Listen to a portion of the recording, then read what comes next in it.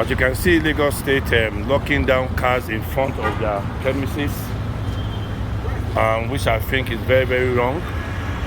So look at this in front of Adino Busanya. This is in front of Clean Plaza. How can somebody park like this and they are locking their car down? Also in front of slots.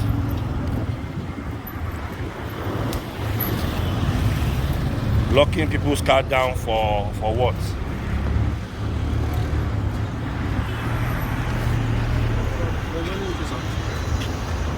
In front of FCMB Bank as well, as you can see, it is extremely wrong. Extremely wrong. How can Lagos State be going around and be locking people's car down?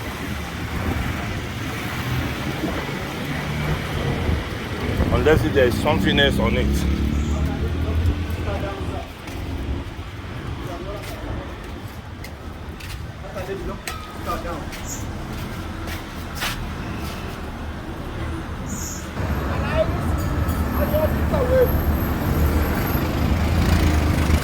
According to what we are hearing here now, is like parking in front of your house needs to be, you need to pay.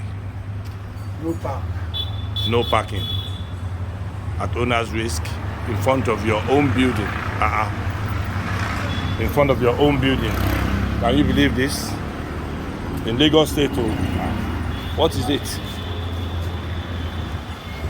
That's what they are doing in even some banks and everything. Even if they are temporarily parking, so they cannot park. They might be customers.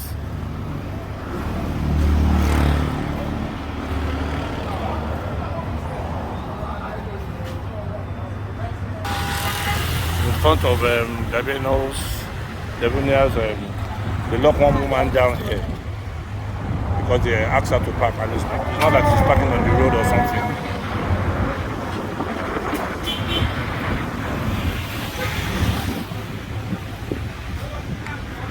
I didn't know.